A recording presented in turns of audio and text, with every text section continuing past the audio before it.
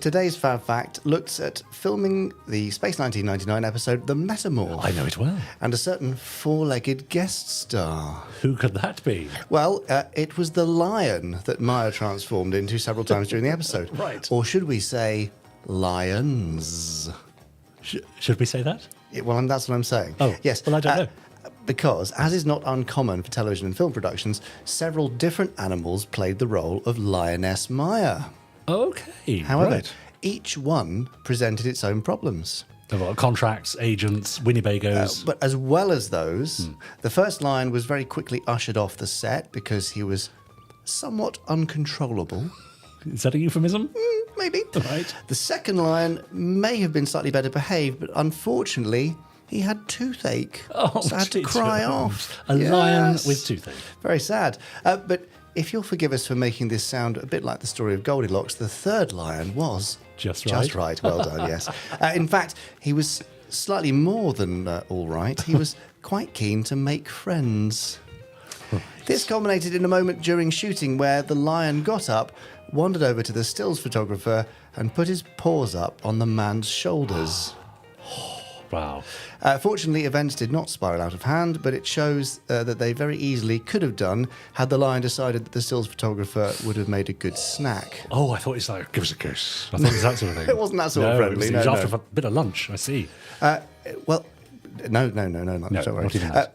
Dad himself also had an encounter with one of these lions. Right. His accounts of the meeting vary, but in his biography, What Made Thunderbirds Go, he says that he opened his office door and the lion just happened to be right outside.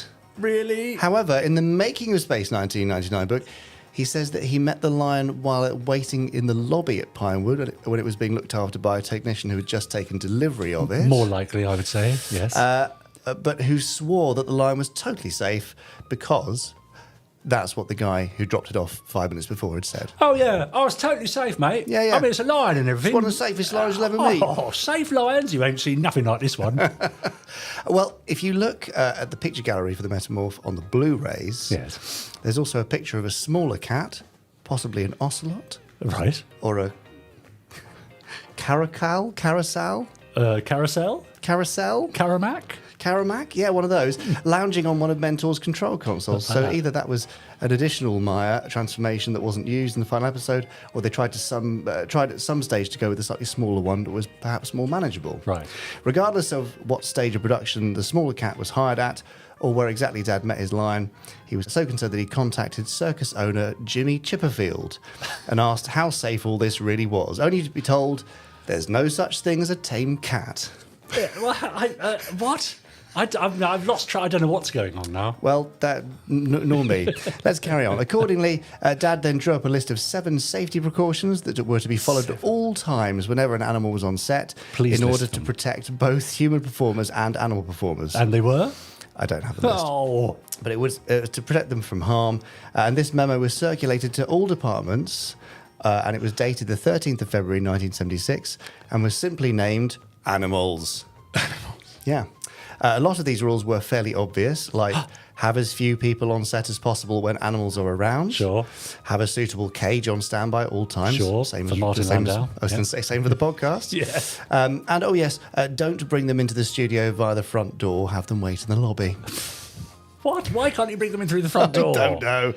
It just goes to show that even in the mid-1970s, safety precautions were not quite as thought through, perhaps, as they are today. And even though some viewers might wail about health and safety gone mad, it's probably just better off, really, that these things are done the way they are now, rather than risking the staff of Pinewood Studios being eaten by rampaging lions.